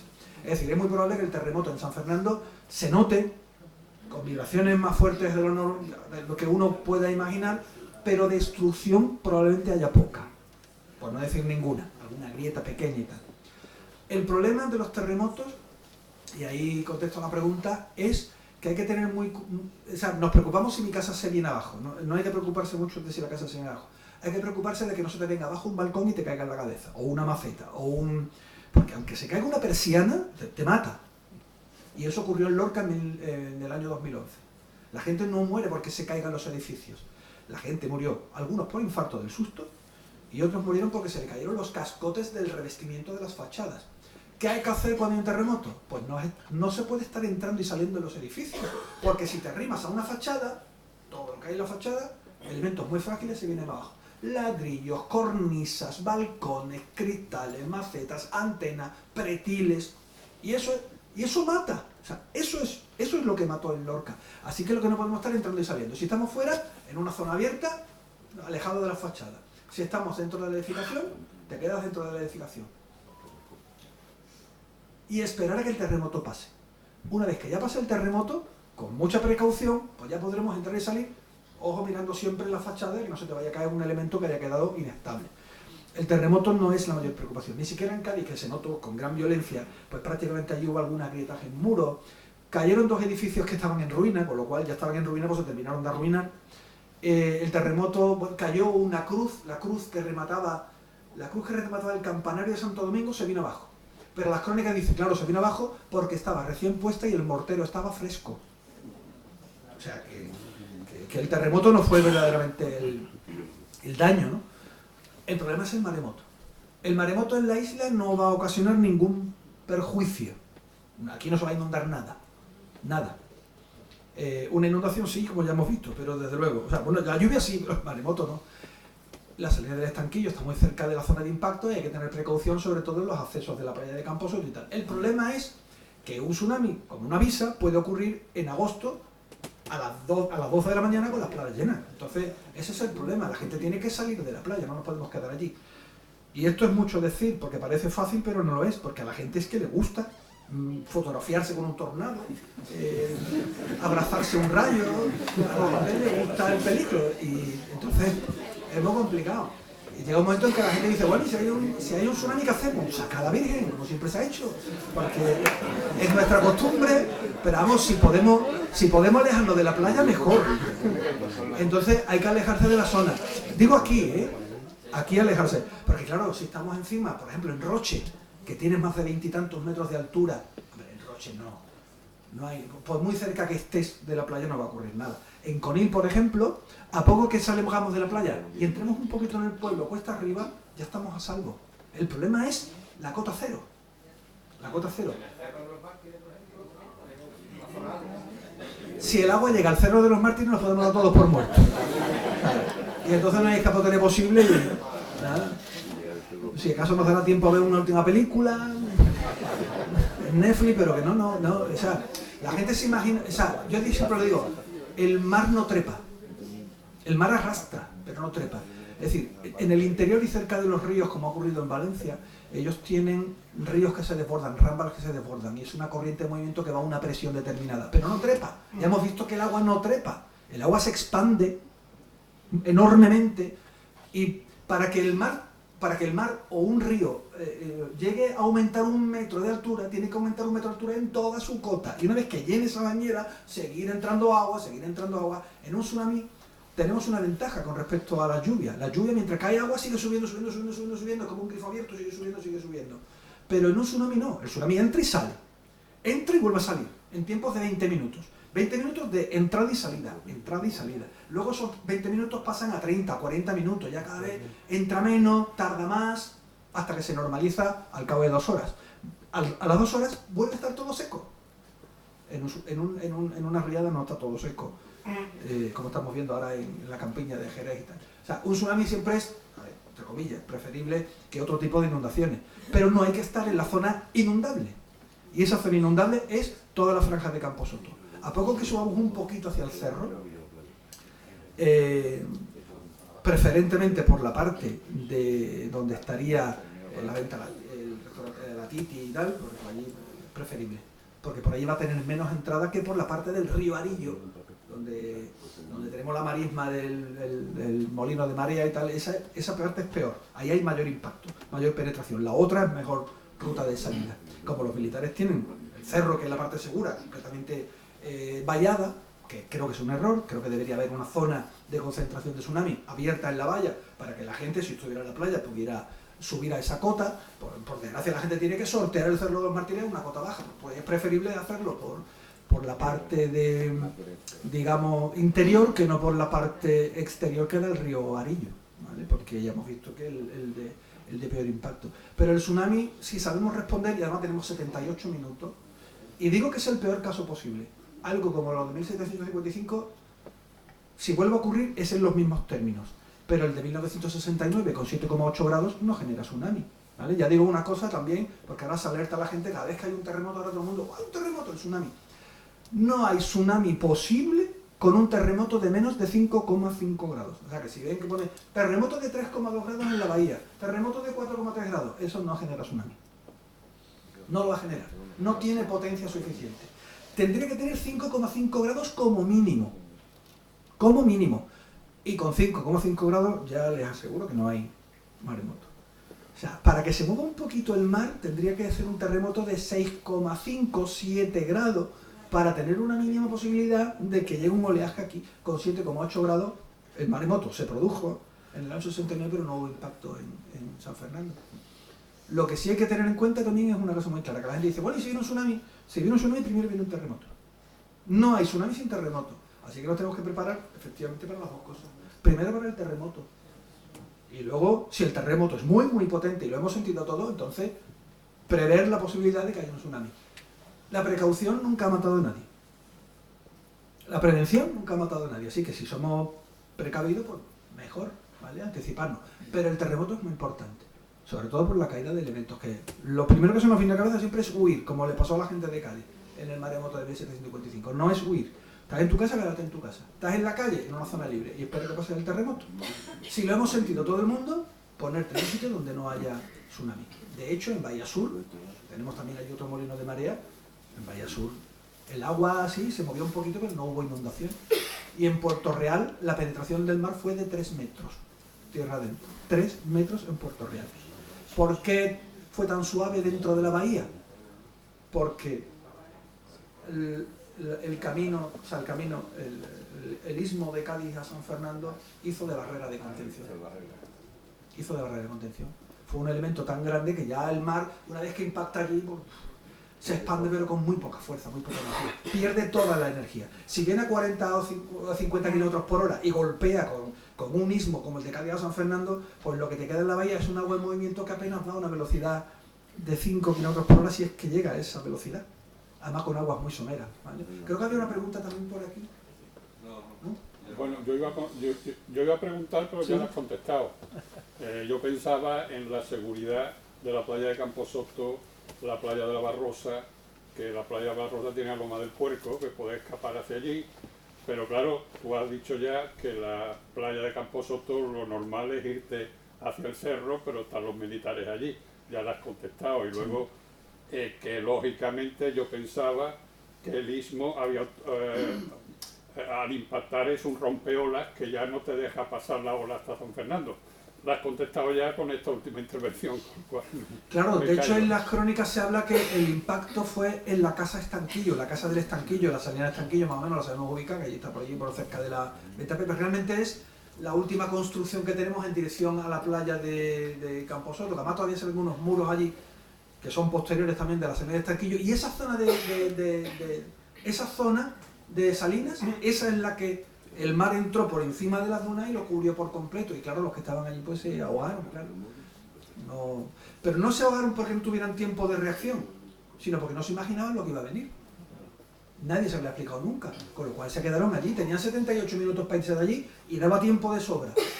Pero como no se lo esperaban, cuando ya la gente dijo, el mar se nos viene encima, ya el agua estaba enfrente. Antonio, tú Sí. En Bahía Sur hace unos años hubo una especie de campamento donde todos los servicios de urgencia y de seguridad estaban allí para hacer un plan de emergencia sobre un posible maremoto. Sí. ¿Estuviste allí? ¿Qué plan de emergencia? No, a mí esas cosas me invitan. ¿Pero qué plan de emergencia salió de ellos? Y yo lo agradezco. Con Cali, ¿no?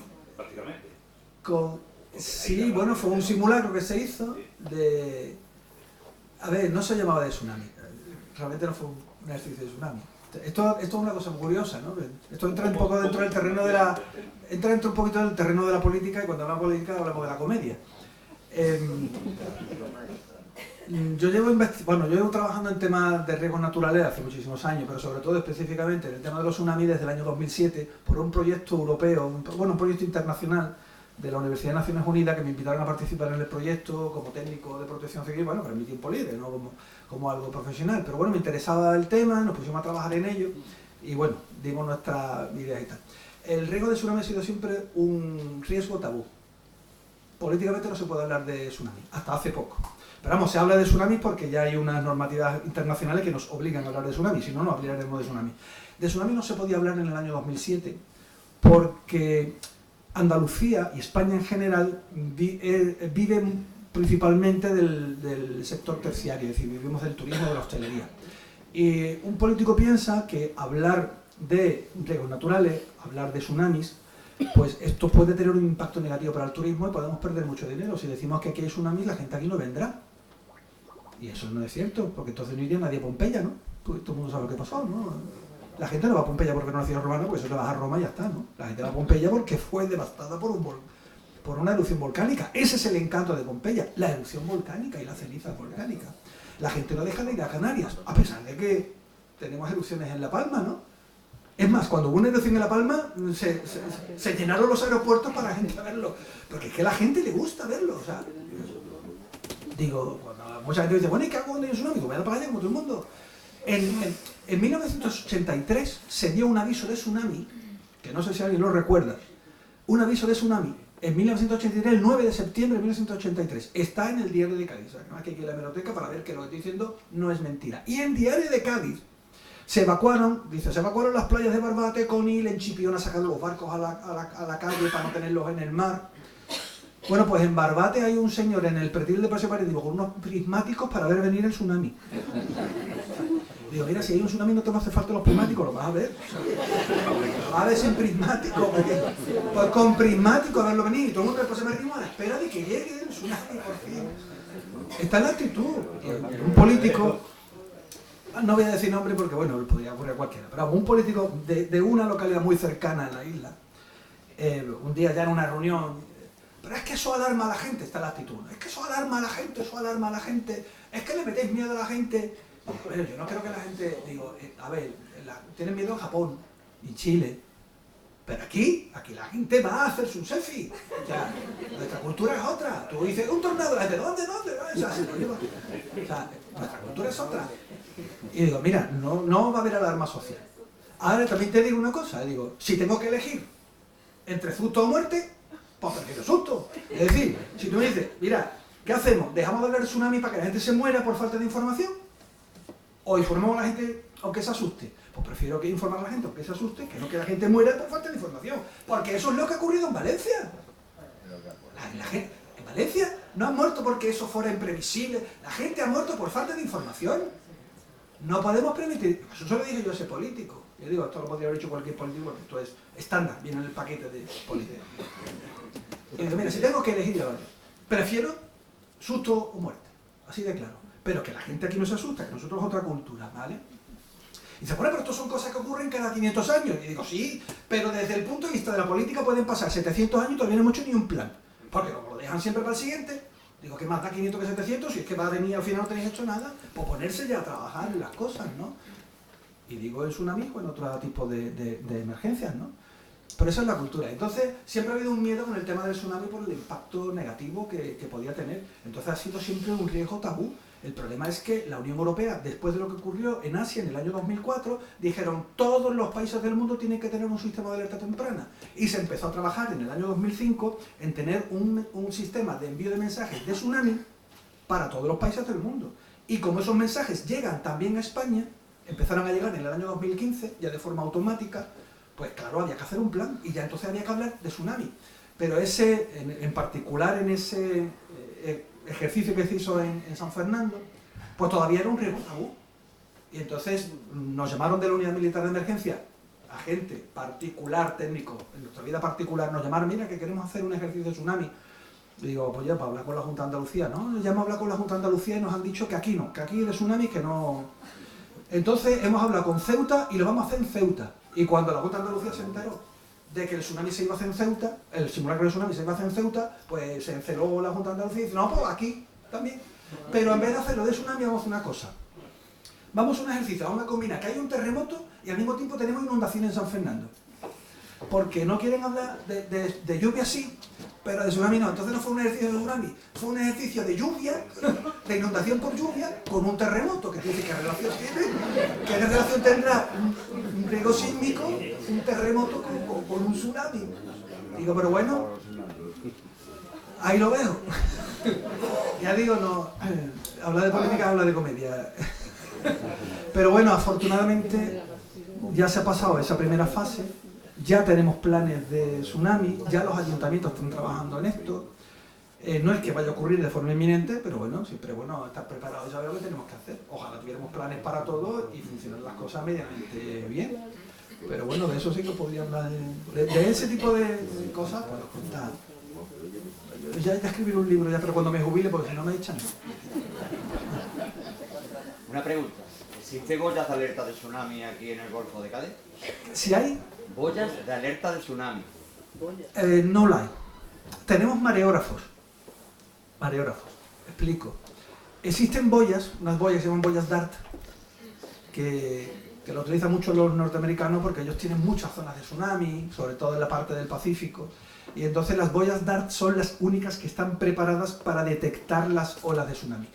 Las boyas, muy simplemente, las boyas oceanográficas miden el oleaje, pero en superficie. Es decir, las olas que se mueven sobre la superficie por el efecto del viento, las boyas oceanográficas saben medir las corrientes, alturas de ola y tal. Pero para tú saber si hay un tsunami, tienes que tener una boya que tenga un sensor en el fondo marino para detectar si se está moviendo toda la columna de agua, que eso sí que es un tsunami, no es efecto del viento, es que el mar se mueve en todo su conjunto. Y para eso necesitamos una boya DART que tenga sensor anclado al fondo marino. Esas boyas valen un dinero. Los portugueses querían comprar una y los españoles le dieron a los portugueses que una vez que la compren que si la podíamos compartir. Porque en España, desde la época de Augusto estamos tiesos, no hay... Nunca hay dinero para nada. Ahora con lo de la defensa me río y digo, si no tenemos por una boya DART, vamos a comprar nosotros tanques. Entonces, no hay dinero. Entonces le pidieron a los portugueses, hombre, si la compráis a ver si la podemos utilizar nosotros y tal. Pero claro, ¿qué ocurre? Que yo no sé si creo que los portugueses sí tienen, pero no sé la eficacia de la boya DART, porque para que una boya DART detecte un tsunami, necesita estar muy alejado de la costa. Y es que las fallas que generan tsunamis están tan cerca de la costa que probablemente la boya DART no detectaría el oleaje. ¿Qué tenemos? Mareógrafos. Pero ¿un mareógrafo dónde está? En un puerto. O sea que si el mareógrafo de un puerto detecta que hay un tsunami, si ya está en el puerto, no sé si habrá un segundo o 2 segundos de reacción. Pero sí es verdad, yo lo dije uno, pero los mareógrafos en los puertos, en Bonanza hay uno, en Chipiona hay otro, en Cádiz hay un mareógrafo, pero si el mareógrafo de Cádiz detecta el tsunami, ¿de qué me sirve, no? Y me dijo el director de la Red Sísmica Nacional, que era muy amigo mío, Emilio Carreño, un hombre muy simpático, además muy trabajador, la verdad que tenemos técnicos en España para lucirnos, ¿no? Bueno, pues este hombre me decía, dicen, sí, claro, si el mareógrafo de Cádiz detecta el tsunami ya es tarde, pero es que antes de que lo detecte el mareógrafo de Cádiz lo va a detectar el de Sagres, que está a más de 47 minutos de llegada. Entonces, en el momento en que llega Sagres, hombre, Sagres no tiene defensa, pero ellos enviarían la alerta de tsunami, o sea, detectarían la llegada, nos la mandarían a España y nos da 47 minutos para confirmar que el tsunami viene, con lo cual, digamos, los portugueses se ahogarán en nuestro beneficio. Bueno, esto es... A ver, Sagres, afortunadamente el mareógrafo está en una zona donde la población vive muy, muy arriba, con los acantilados de Portugal les salva a ellos de esa preocupación, ¿no? La preocupación está más en Lisboa que en el Algarve, pero nos serviría ese dato para alertarnos. Y todo eso alimenta la red de información. Y es más, hemos creado en España un sistema de alerta temprana de tsunamis, que yo creo que eso no lo hay en ninguna parte del mundo, y es real, porque yo lo he visto, y yo soy muy crítico, pero yo soy muy real, y nos ha pasado a nosotros en emergencia. Se produce el terremoto, y tal como se detectan las primeras ondas sísmicas, en 5 minutos tenemos el primer mensaje de tsunami. En 5 minutos, ni un segundo más. En 5 minutos se mandan los mensajes de tsunami. No sé si recuerdan un terremoto que hubo en Portugal hace poco de 5, algo.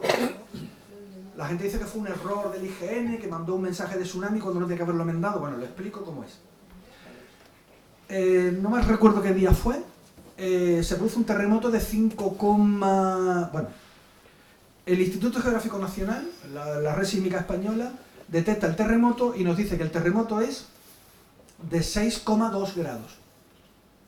Con lo cual, nos mandan el mensaje del terremoto y a los 5 minutos llega un mensaje de información de posible tsunami. Con 6,2 te dice, mira, este terremoto, como tiene más de 5,5, puede generar un posible tsunami, pero no va a tener impacto en las costas. Pero el mensaje te lo mandan diciéndote, se ha detectado un terremoto, mensaje de tsunami, pero un mensaje informativo diciendo, no se espera que el tsunami llegue a las costas. O sea, te descarto cualquier peligrosidad para una llamada a la calma. Y se detectó en 6,2. ¿Qué ocurre? Que realmente el terremoto tuvo una magnitud de 5,3. 5,3. Con lo cual no se tenía que haber mandado el mensaje de tsunami porque no llegaba al 5,5. Y claro, la gente decía, ¡ay, que la red sísmica nacional se ha equivocado! La ha puesto en 6,2 en lugar de 5,3, que era lo real. Le digo, a ver, no se ha equivocado. Es que nuestros sismógrafos, o sea, esto ocurre enfrente de Lisboa y nuestros sismógrafos más cercanos están en Huelva o en Galicia. Cuanto más lejos están, pues el margen de error es mayor. Los sismógrafos de Portugal que están en Lisboa, pues han precisado mejor porque lo tienen a pocos kilómetros. Entonces, ¿qué hice yo cuando se recibe el terremoto de 6,2? Me fui a la red sísmica de Portugal, que la tenemos todos en internet, todo el mundo. Tú vas a la red sísmica y te dicen terremoto de 5,3. Lo que pasa es que la red sísmica no espera. Si la red sísmica española detecta que tiene más de 5,5, manda el mensaje. Para nuestra tranquilidad, en 5 minutos. ¿Que no llega? Pues ya está. La prevención, vuelvo a repetir, nunca ha matado a nadie. Con la potencia de cálculo que tenemos. Lógicamente, a los 10 minutos del primer mensaje de terremoto, nos llega un segundo mensaje diciendo se rebaja la magnitud a 5,3. Es decir, se hace un recálculo, se consulta en otras redes sísmicas y se va precisando, pero ya digo, en 10 minutos. Hombre, en 10 minutos ni la Agencia Española de Meteorología te afina tanto la... Y ya se puso la... No se espera. Se le manda el mensaje a la población. Se asusten o no se asusten, pero para eso está el mensaje que dice no se espera tsunami. No te asustes porque ya te lo dice el mensaje, ¿vale? Pero es que la prevención, ojalá todo funcionara exactamente igual. Yo que me alerten cuanto antes, yo leo la información y ya está. Me dicen no va a ocurrir, no va a ocurrir. ¿Vale? Sí, entiendo mucho y sobre todo por el horario que tenemos que cubrir del centro de congreso, tenemos que cortar. Espero que les haya gustado la conferencia. Ha sido para mí ha sido altamente interesante. Y lo último ya emplazarlos aquí para el próximo 3 de abril, que vamos a tener una nueva conferencia del señor Pedro Manzano Beltrán, compañero nuestro de promoción, va a ser en el auditorio, esta vez en esta ocasión, y nos va a hablar, entre otras cosas, de las técnicas que se utilizan hoy para la restauración de imágenes religiosas, ¿vale? Os espero el día 3 de abril a todos. Muchísimas gracias de nuevo.